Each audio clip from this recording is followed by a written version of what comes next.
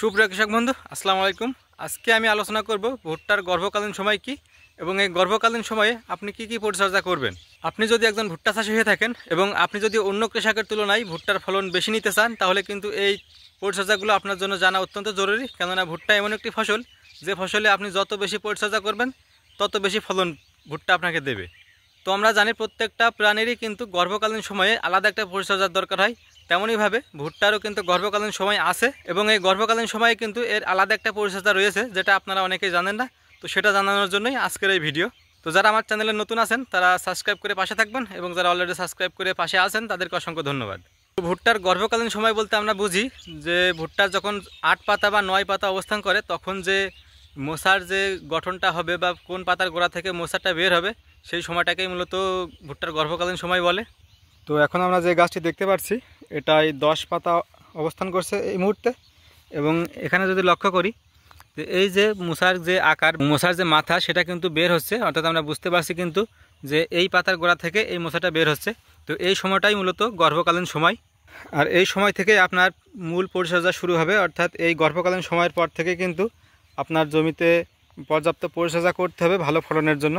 তো প্রথম যে পরিচর্যাটা করবেন সেটা হচ্ছে জমিতে পর্যাপ্ত রস রাখতে হবে, কারণ এই সময় ভুট্টার জন্য প্রচুর রসের প্রয়োজন। এ কারণে পর্যাপ্ত রস বা সেচ প্রয়োগ করবেন। এবং এর কিছুদিন পর দেখবেন যে আপনার ভুট্টার যে মাথায় পুরুষ ফুল বের হবে, অর্থাৎ উপরে যে ফুলগুলো হয় সেগুলো হচ্ছে পুরুষ ফুল। যখন দেখবেন জমিতে 2-1টা পুরুষ ফুল দেখা যাচ্ছে, মানে একবারে তো সব পুরুষ ফুল বের হয় না, আপনার কিছু কিছু আগে বের হয়, কিছু কিছু পরে বের হয়। তো যখন দেখবেন যে অল্প পরিমাণে ভুট্টার পুরুষ ফুলগুলো বের হচ্ছে, এবং তখন কিন্তু যেই গাছের পুরুষ ফুল বের হবে সেই গাছের নিচে যে স্ত্রী ফুল বের হবে বা স্ত্রী মোচা বের হবে, সেই মোচার কিন্তু দাড়িটাও বের হবে। তো এই যে যেটা দেখছি, তো এই যে এইরকম দাড়িটাও তখন কিন্তু বের হবে। যেই গাছের আগার পুরুষ ফুল বের হবে, ঠিক ওই গাছেরই কিন্তু এই নিচেই এই স্ত্রী ফুলের এই দাড়িটাও বের হবে। তো যখন দেখবেন যে আপনার জমিতে 2-1টা করে পুরুষ ফুল বের হচ্ছে, ওই সময় সেচ প্রয়োগ করে, ওই সময় কিন্তু সার প্রয়োগ করতে হবে, কেননা ওই সময় কিন্তু প্রচুর পরিমাণ খাদ্যের প্রয়োজন আপনার ভুট্টার জমিতে। তো এই যে যে গাছটি দেখতে পাচ্ছেন, এটার আগায় কিন্তু দেখেন পুরুষ ফুল কেবল আসা শুরু করেছে, এখনও ফোটেনি, জাস্ট পুরুষ ফুল বের হচ্ছে।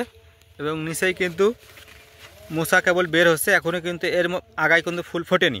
তো এটাই হচ্ছে আপনার সার প্রয়োগের সঠিক সময়। এই সময় আপনি সার প্রয়োগ করলে আপনার গাছে অতিরিক্ত খাদ্য পাবে, এবং অতিরিক্ত খাদ্য পাওয়ার কারণে এই মোচাটার শেপ কিন্তু বড় হবে। এখন যত সার দেবেন এবং সেচ প্রয়োগ করবেন, এই রস এবং এই খাদ্যের কারণেই কিন্তু এই যে মোচাটা বের হবে, এই মোচাটা সঠিক মাপে বের হবে, মোচাটা মোটা হবে এবং মোচাটার লেন্থ বা দৈর্ঘ্যটা বড় হবে, যার ফলে কিন্তু আপনার ভুট্টার ফলনও বেড়ে যাবে। তো এই সময়টাই কিন্তু এই মোচা বড় হওয়ার সময়। এই সময় আপনি যে পরিমাণ খাদ্য জমিতে দেবেন সেইভাবেই কিন্তু এই মোচার গঠন হবে। যদি আপনার জমিতে খাদ্য সঠিক পরিমাণে বা সুষম পরিমাণে দিয়ে থাকেন, সেক্ষেত্রে কিন্তু এই মোচাটার আকার বড় হবে, মোচাটা মোটা হবে এবং মোচায় কিন্তু ফলনটা ঠিক মতো থাকবে। আর এই সময় যদি খাদ্যের ঘাটতি থাকে, সেক্ষেত্রে কিন্তু মোচার ছোটো হবে, সেক্ষেত্রে ফলনও কমে যাবে। তো অনেক কৃষক যে ভুলটা করে থাকে, এই সময় সারটা না দিয়ে ওনারা মোচা বের হয়ে যাওয়ার পরে সার দেয়, সেক্ষেত্রে কিন্তু ফলন বাড়ে না, বরং আরও ক্ষতি হয়।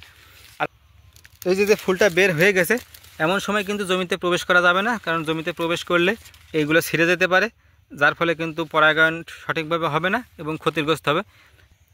এবং এই সারটাই হবে আপনার ভুট্টার জমিতে শেষ প্রয়োগ। এরপরে কিন্তু আর কোনো প্রকার সার প্রয়োগ করবেন না। তো যখন শেষ সার প্রয়োগ করলেন, তার কিছুদিন পর দেখবেন আপনার জমিতে ম্যাক্সিমাম গাছেই এই ধরনের স্ত্রী ফুল বের হয়ে গেছে এবং পুরুষ ফুলে বের হয়ে গেছে। তো এখানে যে দাড়িগুলো দেখছেন, এই দাড়িগুলো কিন্তু যে ভিতরে যে দানা আছে, প্রত্যেকটা দানার জন্য কিন্তু একটি করে এই দাড়ি। যদি আপনি এখান থেকে একটা দাড়ি ছিঁড়ে ফেলেন, তাহলে কিন্তু ভিতরে একটা দানা পুষ্ট হবে না বা একটা দানাই পরাগায়ন হবে না, যার ফলে কিন্তু একটা দানা কম হবে। এ কারণে আপনি খেয়াল রাখবেন যে এই মুহূর্তে যখন পরাগায়ন শুরু হয়, এই মুহূর্তে কিন্তু কখনোই আপনি জমির ভিতরে প্রবেশ করবেন না, কারণ জমির ভিতরে প্রবেশ করলে কিন্তু আপনার গায়ে বা কোনো কারণে আঘাত লেগে এই দাড়িগুলো ছিঁড়ে যেতে পারে, যার ফলে কিন্তু সেই মোচায় পরাগায়ন সম্পূর্ণ হয় না, যার ফলে কিন্তু ভুট্টার ফলনটা কমে যায়।